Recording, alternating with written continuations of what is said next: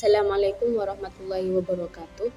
Nah, jadi guys, di pembahasan kali ini saya akan membahas gimana sih perkembangan Al-Quran pada masa dinasti Umayyah. Nah, masa itu tuh keren banget karena banyak banget hal yang terjadi dalam sejarah Islam, khususnya soal penyebaran dan perkembangan Al-Quran.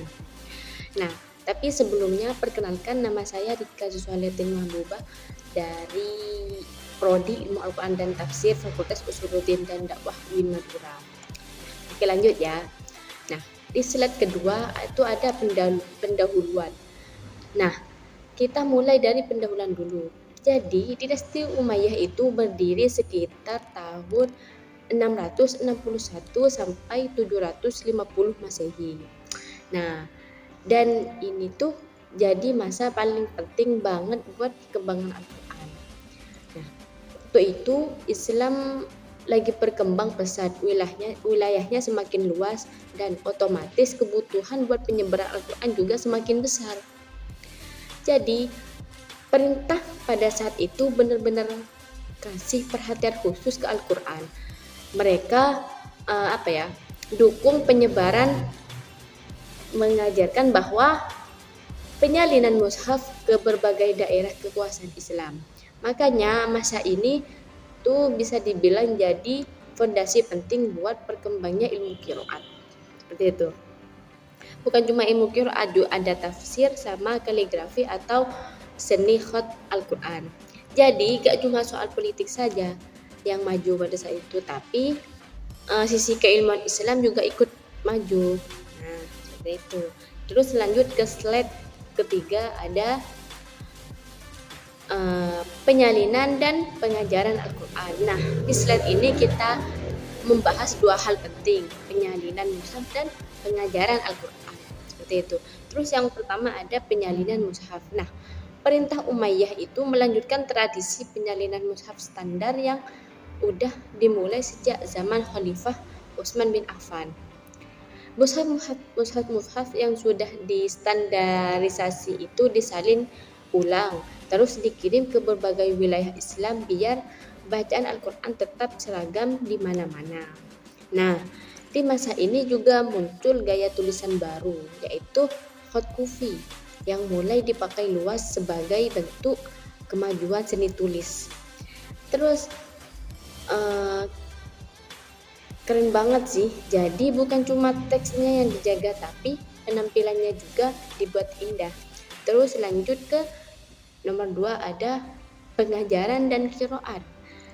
Selain nyalin mushaf, pemerintah juga mendukung pengajaran Al-Quran lewat para ulama qiraat terkenal kayak Abu Amr bin Ibnu Al-A'la sama Nafi Al-Madani dan Ibnu Katsir Al-Makki.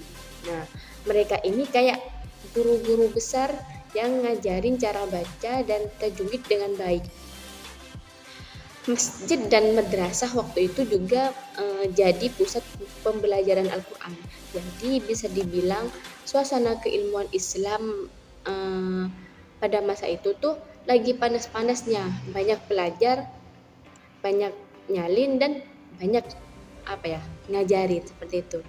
Terus lanjut ke slide keempat, ada perkembangan tafsir dan dampak era Umayyah. Oke. Di sini kita masuk ke dampaknya.